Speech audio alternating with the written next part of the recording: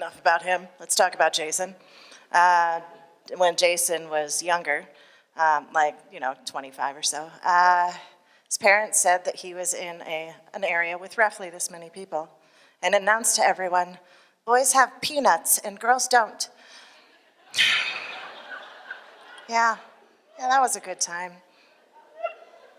Peanuts. Peanuts, all right.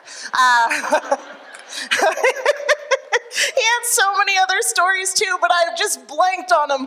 I suck. Jason, if you want to have an extra minute to tell your stories, because they really are phenomenal, you should hear about him. He's a great guy. Meet him after the show. Hey, big round of applause for Jason, because he's going to come out now.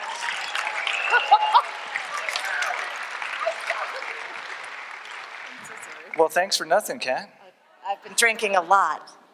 You might want to get back to it. Hi, everybody. If it was only that easy. So I am a recovering overthinker. And I'm a little bit addicted to personal development. So as a recovering overthinker and someone who's addicted to personal development, when I learned about this, it didn't help my overthinking at all. But I thought maybe if I actually directed all these thoughts, that I could create something in my life. And it kind of turned out like that. It was a lot of thinking, with not a lot of results. I got a lot of little things I didn't really care about, but not the things that I really cared about. And so it got me thinking about the brain and studying about the brain and learning about the brain. And what I found out was the brain is kind of like a hard drive.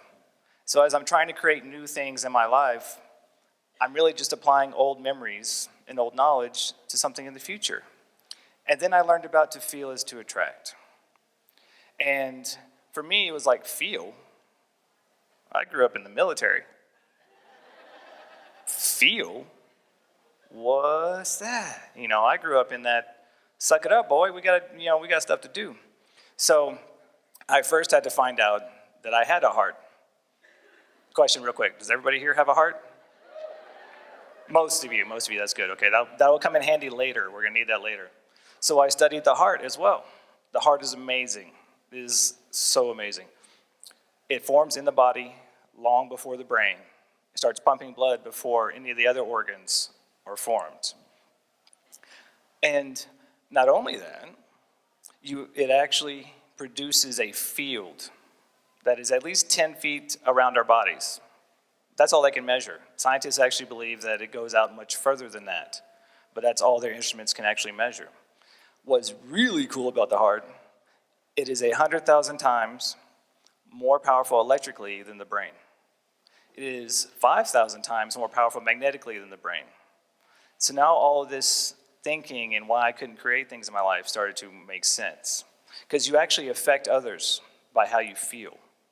If you've ever walked into a room after somebody else has had an argument, even though they're not saying anything, you know something's up. We actually communicate heart to heart. We actually communicate from our feeling nature. They say that 93% of communication is nonverbal. This might give you a little instance of what that might be like. So what does this mean? What can we do? How can we apply this to our lives? Well, for me, I like to make things as simple as possible. And so through all my research, with all the things that I've done, this has worked out for me the best. So a little more class participation, if you will. If you are double fisting, please empty one, put it down. One hand on your heart, or if you're like me, two. This tactile contact will actually get you more present, more grounded. And guys, if she's ever wondering, where are you? Do this, you might actually get there. Now, breathe into your heart. Actually imagine your heart expanding like your lungs. Breathe in. This gets you into your body.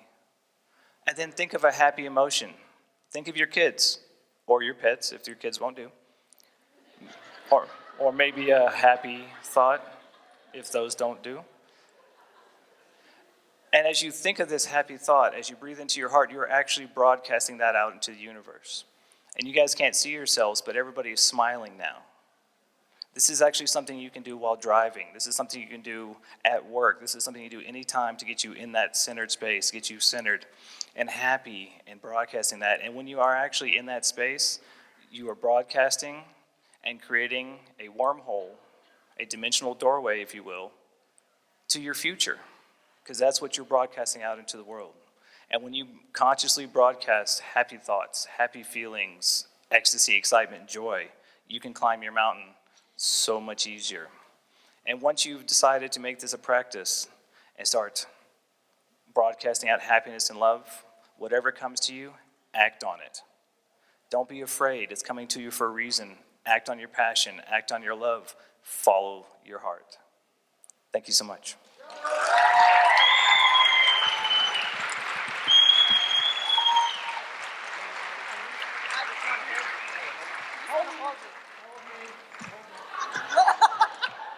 I'll see you later, man. Okay.